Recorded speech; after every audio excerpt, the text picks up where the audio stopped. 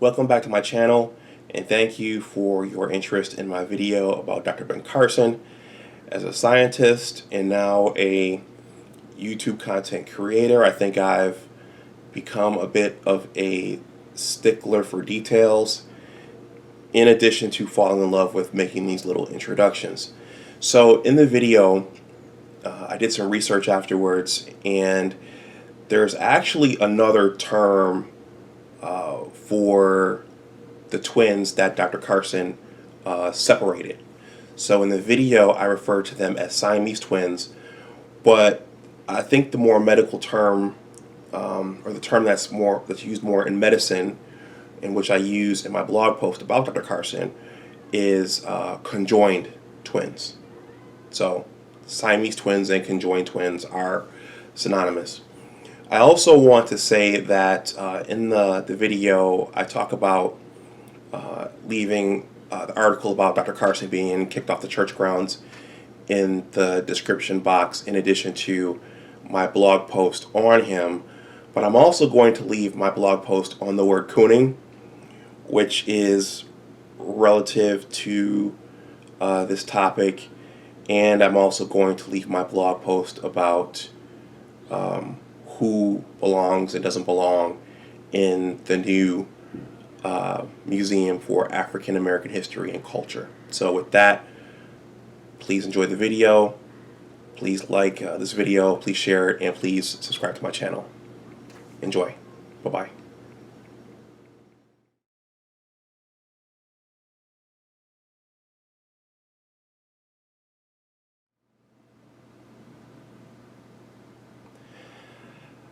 Welcome back to my channel. My name is Dr. Anwar Youssef Dunbar. I am the owner and founder of Big Discussions. I'm also the owner and the founder of the Big Words blog site.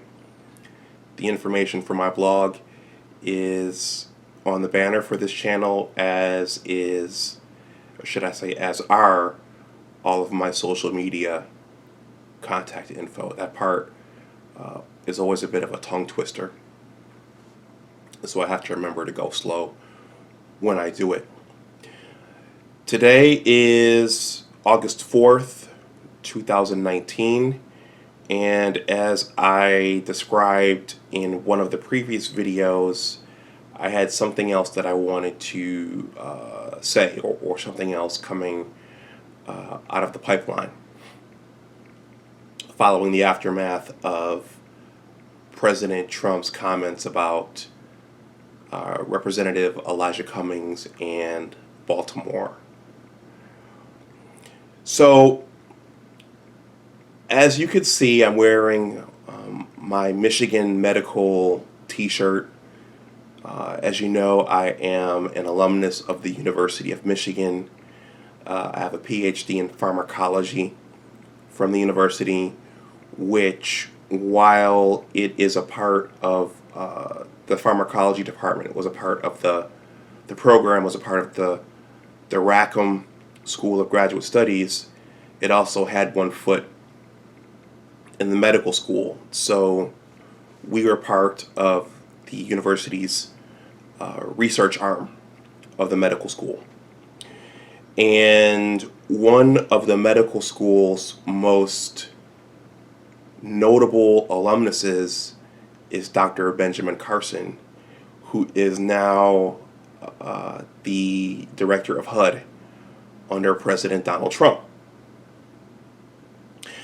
So last week, in the aftermath of President Trump's comments on Representative Elijah Cummings and his district in Baltimore, I guess Ben Carson went to Baltimore and was talking about everything that was being done in the area and the investments that had been made in the area. And a church basically kicked him off of their property.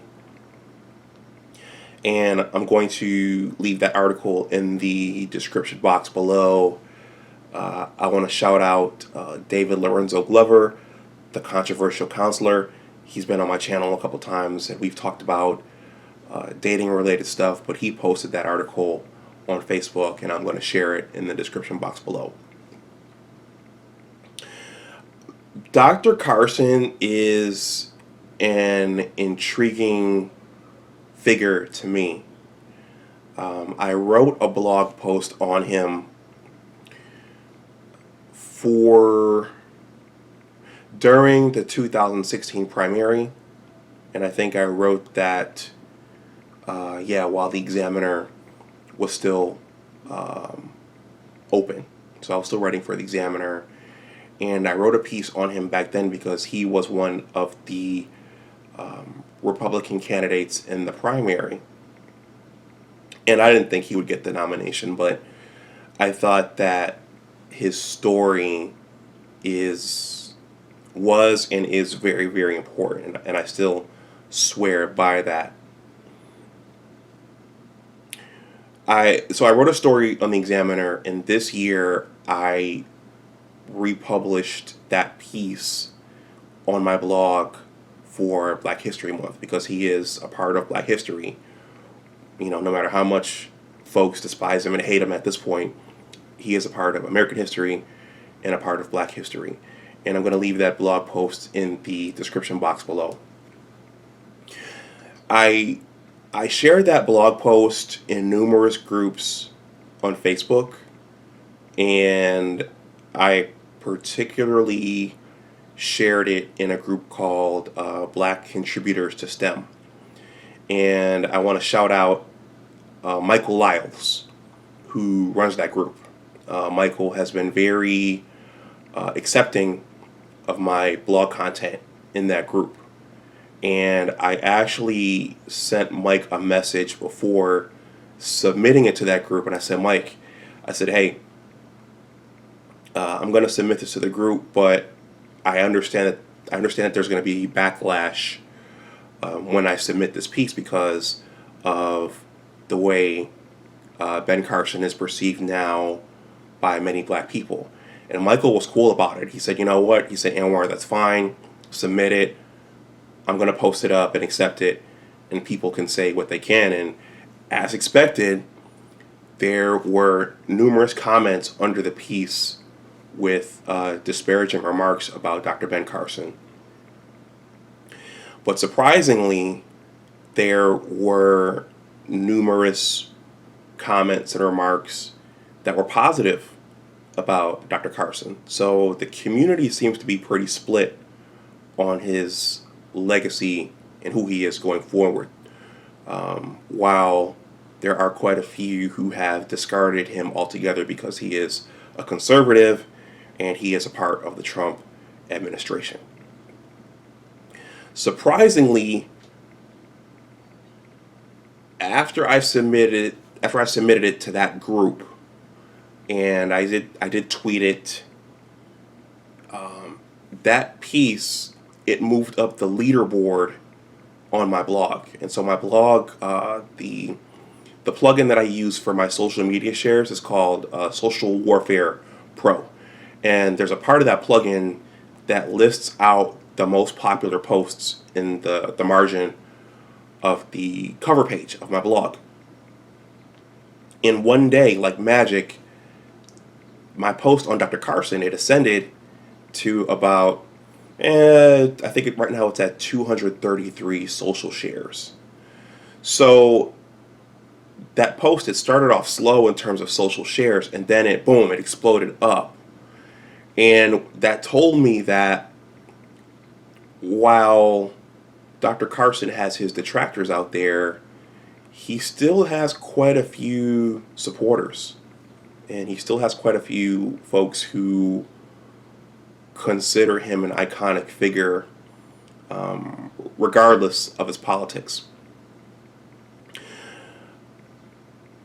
Let's see. So as I said in the blog post, and I'm going to leave the blog post in the description box below, when I was a graduate student, I didn't really know who Dr. Carson was, and his name came up at one of our Association for Minority Scientists meetings, and we were thinking about bringing in a speaker, and someone brought his name up, and I had heard the name, but we didn't talk about him much at my HBCU, which is surprising. And it turned out that shortly thereafter he was our speaker for Dr. King Day, and it was a very big deal when Ben Carson came back to the university, and you could hear a pin drop when he was talking, telling his story, and talking about how he separated those two Siamese twins. And afterwards, he was a rock star. I mean, the people in the audience, they swarmed him and they surrounded him, and he was signing autographs, and you would have thought it was Michael Jordan or someone like that. And so, and every day when I was doing my research, I won't say every day, but there were days when the way the medical school is set up, I would walk down to the medical center to get lunch, and all along the walls of that passageway, they've created collages with the headshots of doctors, of the medical students, of the medical classes from years past. And several times I walked that hallway, and one day I stopped and I looked for him, and sure enough, there was Dr. Carson's picture. He was a much younger man with a little afro, and it was either the 1980s or the 1970s, and there he was. And I walked by that picture several times when I was a graduate student, and I looked at it. And this last time I went back to the university, I think for maybe homecoming 2018, I took a picture of the young Dr. Carson, which is the picture at the beginning of this video, and the picture I used for the reposted blog post about him and why he matters. So just briefly, why Dr. Carson matters. He is a legendary neurosurgeon, and he performed a legendary operation, but it's his beginnings and it's his history. And basically, he came from a single mother home, and those are talked about quite a bit.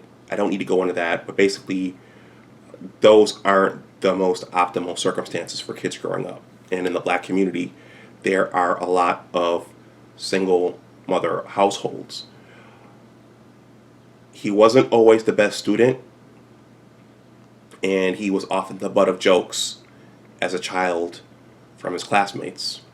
And his mother encouraged reading, and she encouraged scholarship, and she encouraged academics, and she made him and his brother read. And it was that vigilance on her part which propelled him forward to become who he became, and to do the things that he did, and to become the dean of neurosurgery at the Johns Hopkins University in Baltimore. And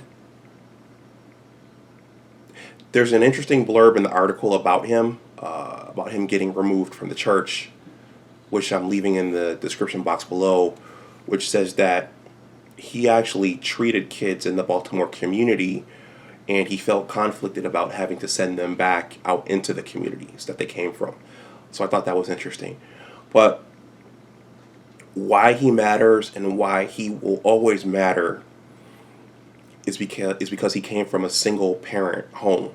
He came from a matriarchy, but he was still able to ascend to greatness, and he was still able to overcome his circumstances and his surroundings, and it was due to the vigilance of his mother and her embracing of academics and scholarship and those kinds of things, and reading. So it was his mother's efforts that pushed him to strive and thrive as a student, and that set the stage for him becoming a neurosurgeon. So, to make a long story short, while we think that kids growing up in single parent homes is a hindrance, Dr. Carson is an example that it doesn't necessarily have to be. And you can still succeed and you can still become someone great even growing up in a single parent home. So that's Dr. Carson's significance to me, and I believe that will be his significance going forward. And as long as I'm alive, that's what I will associate with him, regardless of what his politics are and regardless of what his detractors say. I've seen some very, very nasty things about Dr. Carson recently since he's joined the Trump administration and since he came out as a conservative. But I don't think that justifies discarding him and his legacy altogether. So I'm going to stop there. I'm going to leave the article about him being removed from that Baltimore church in the description box, in addition to my blog post on him and why he matters. Thank you for watching. Please like this video, please share it, and please subscribe to my channel. And as always, remember that your attitude determines your altitude. Take care, and I'll talk to you next time. Bye-bye.